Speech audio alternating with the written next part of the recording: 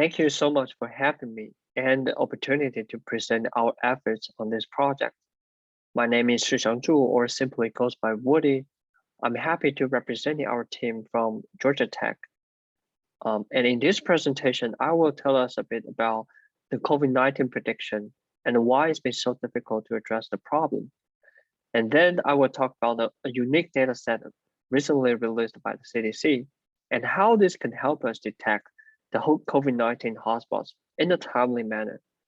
I will briefly introduce a spatio-temporal Gaussian process framework, an interpretable neural network-based kernel design that plays a key role in capturing the underlying dynamics of the spread of COVID-19. Lastly, I will talk about the remarkable successes that we had in terms of the hotspot detection in the United States, according to our numerical experiments. The ongoing global pandemic caused by the COVID-19 has spread rapidly over the world since its emergence in late 2019. The empirical experience tells us that predicting potential hotspot ahead of time can play a significant role in deploying targeted interventions, such as testing, tracing, as isolation, which can help to slow down the spread of the virus. So what we have seen in the past year is to curb the spread of the virus, the policymakers and the local authorities had to make their decisions and to take preemptive actions for the hotspot region based on their cases or death predictions. So currently, there are a couple of ways to predict the development of the COVID-19. First, obviously, the most straightforward way is to perform large-scale and population-based testing, which can indicate the regional hotspots. But it is at the cost of a delay between testing and actionable results, because accurately identifying changes in infection rate requires sufficient testing coverage of a given population, which can be costly and requires substantial testing capacity. Regional variation in testing access can also hamper the ability of public health organizations to detect rapid changes in infection rates. Another commonly adopted way is to estimate the number of confirmed cases and the deaths in the future. But the problem is, even for those models currently adopted by the CDC, most of them still fail to provide a satisfactory case prediction accuracy because of the complexity of the regression problem itself and the limited observation in the past. So we certainly cannot simply make decisions by relying on the prediction that hit off the target. Therefore, this motivates us to find the type of methods that can facilitate the timely and accurate identification of infection hotspots and enable policymakers to act effectively with minimal delay. Recently, the CDC, with other federal agencies, have identified counties with a significant increase in COVID-19 cases, which offers a unique opportunity to investigate the spatial temporal dynamics between these identified hotspots. Remember, just think of this data as a binary matrix, where the row represents all the counties in the United States and the column represents 50 weeks in the past year. If any county in some week is identified a hotspot, then the corresponding entry equals to 1, otherwise 0. We want to point it out that the data itself is way much cleaner and less noisy than the cases at the same time. It also simplifies the prediction problem from regression to the binary classification. Here, left two panels give us some real example of the detected hotspots at the two different counties in the state of Georgia. In general, these identified hotspots indicate the relative temporal increases in confirmed cases and the marked onset of local outbreaks. On the right, we also animate the hotspot data on the map of the United States from early March to August of 2020. Clearly, we can observe there has been a continuous but complicated spatial and temporal pattern that consistently evolves over time. Well, The hotspot data is so great. Here, we still want to take advantage of other widely used data sets like cases and the deaths. Even though this information might be noisy and sometimes even inaccurate, but they still contain a lot of useful information that can help us further understand the full picture of the spread of the virus. So there are a few number of county level data sources that have been utilized in this study, including the mobility number of cases, deaths, as well as some demographic census factors such as total population and elder population. We want to emphasize that we excluded the data after February 2021, when the large-scale COVID-19 vaccine rollout had been launched across the United States, which ultimately shifted the dynamics of the spread of the COVID-19. Then how do we do this? How do we combine multiple sources of COVID-19 data in a systematic way?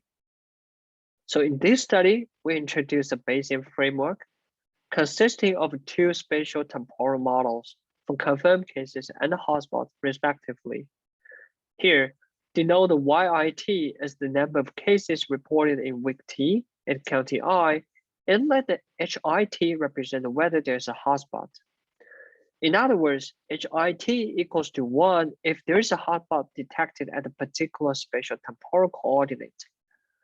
For the notational simplicity, we denote such spatial temporal coordinate by XIT. We know that according to the CDC's definition, the hotspot is detected based on the relative temporal increases in the number of cases, which means the occurrence of the hotspot depends on the spatial temporal correlation over space and the time, instead of directly relating to the main number of the cases. So we capture the correlation between YIT and HIT by connecting these two models in a spatial temporal space through a latent random variable. Here we denote it by F here. So for cases model, we assume the number of cases can be decomposed into three parts: the mean number of cases, mu-IT, the random factor captured by F, and the standard random noise, epsilon. The mean number can be expressed by a linear model, which is related to several factors, including the number of cases, deaths in the past, and the mobility records in the recent history, and the demographic census as well. For the hotspot model, since the observation is binary, we can just simply assume the joint distribution conditioned on the random factor F can be characterized by Bernoulli distribution. Most importantly, the latent variable F in both models are described by a zero-mean Gaussian process, where its covariance matrix is specified by a kernel function K, which we will talk about later. In the end, two models can be jointly learned through maximizing a combined objective function, where each part of the function represents the likelihood of the case and hotspot models. Here, the delta is a factor that controls the ratio between two likelihood functions. We know that the likelihood of cases in the second term plays a key role in regularizing the model by leveraging the information in the case records. Just imagine if the delta is 0, then the model doesn't care what's going on in the cases. But if delta is extremely large, then the model heavily relies on the case information. The reason why we are using Gaussian process is threefold. First, it provides a smoothness for the prediction results. Second, it offers the ability of quantifying the uncertainty. And last but not least, it performs really well on our real data sets. Okay, now the most important question of this study becomes how to devise a good kernel function for the latent variable F. First, we want the kernel function to be expressive enough to represent a complex spatial temporal correlation for the spread of the virus. Conventional stationary Gaussian processors usually use the RBF kernel, like what we show on the left-hand side, which only depends on the distance between two measured points and failed to adapt to variable smoothness in the function of interest, or technically speaking, non-stationarity. This is of particular importance in modeling COVID-19, in which domain knowledge suggests that the function may vary more quickly in some parts of the ample space than in others. A very simple question is, COVID-19 is likely to be spreading slower than a sparsely versus densely populated region. For instance, a small county in rural Georgia supposedly doesn't have a significant impact to the western coast, but the New York City, on the contrary, can influence the entire nation extensively. Second, the kernel function also craves to be interpretable in real applications, especially for the COVID-19 modeling. This could be extremely useful to the public health experts or policymakers to help them better understand the situation. Therefore, in this study, we consider the following non-stationary spatio-temporal kernel, where nu is a stationary kernel that captures temporal correlation, and epsilon is a component of the non-stationary spatial kernel, which evolves over the space, and the WSR is the corresponding weights that sum up to 1. R is the number of components we consider, and the idea of spatial kernel combination is very similar to the Gaussian component in the Gaussian mixture, in which we seek to enhance the representative power of kernel function by adding more independent non-stationary components to the spatial kernel. To be specific, the non-stationarity of the spatial kernel stems from the design of two covariance matrices, sigma s and the sigma s prime, which means the sigma s varies from location to location. Here we give an illustration of the architecture of the key component in our spatial kernel function. Using the deep neural network, we map the arbitrary spatial location S to its covariance sigma s and the corresponding weight ws. Because there's one-to-one mapping from a binary normal distribution to its one standard deviation ellipse, the covariance sigma s is represented by the pair of focus point and the corresponding ellipse denoted by the psi s. The relationship between the focus points and the covariance matrix is given by the following closed form expression. And the panel in the bottom demonstrates an example of the relationship between the randomly generated focus points and their corresponding covariance sigma. The horizontal coordinate represent different focus points realizations, and the vertical coordinate represent the value of these realizations. The ellipses portray the shape of the corresponding covariance sigma associated with that location S. This is a simulated spatial kernel given two randomly generated non-stationary covariances. That is, there are two components in the spatial kernel. The darker red in the bottom panels indicate the higher value of the kernel evaluations with respect to the center location S. We can see that the kernel itself is very expressive in the sense that it can represent the spatial pattern flexibly. Finally, there are two major challenges in learning the model and the calculated combined objective that we have shown previously.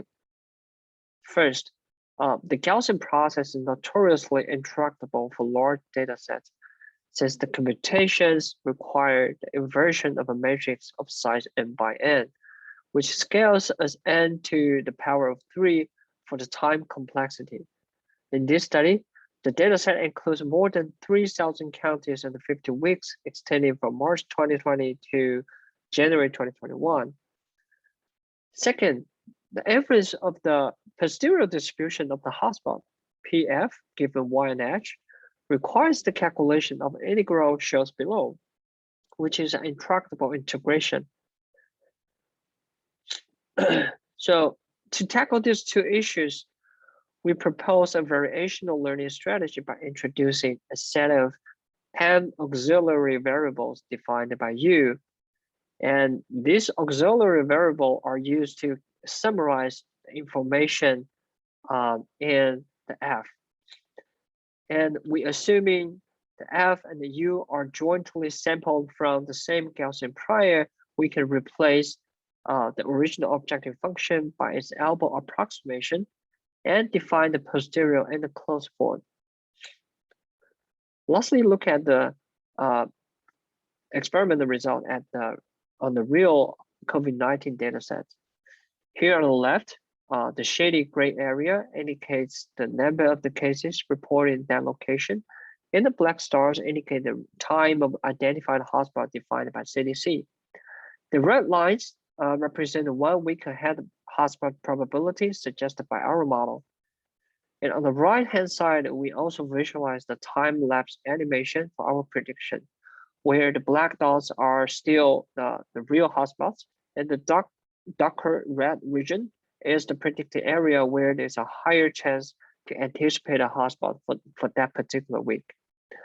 In general, the hotspot probability resulting from our model is considerably high when a genuine hotspot occurs and considerably low otherwise, which confirms the effectiveness of our framework.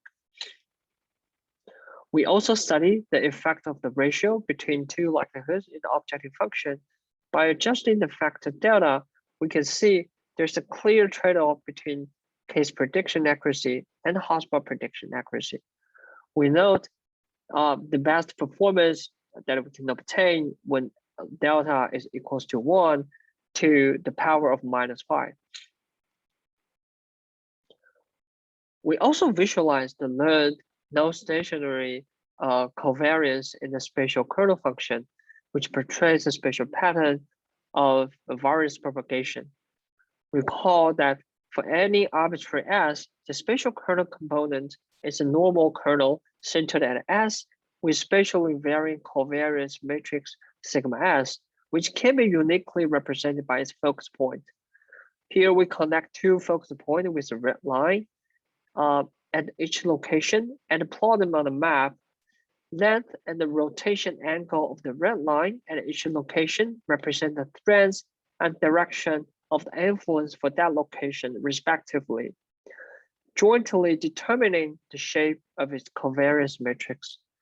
The color depth indicates the learned weight, which represents the significance of each location in the kernel component. To intuitively interpret the learned spatial kernel, we also visualize the kernel function given one of its inputs, which represents the spatial correlation or sphere of influence of a particular location. Here we show 4 examples of the spatial kernel for New York, Atlanta, Chicago, and Los Angeles, respectively. We observe that these major metropolitan areas have a substantially different spatial correlation with their neighboring regions due to the non-stationarity of the spatial kernel. For example, as one of the nation's major economic and transportation hubs, New York has a significant impact on the entire eastern United States, while Atlanta only has a regional influence in the southeastern United States. In addition, Chicago and Los Angeles, the second and the third most populous city in the United States, can extend their influence to the entire north and the south of the country, respectively. We also investigate the possibility with different number of the spatial components in our kernel function.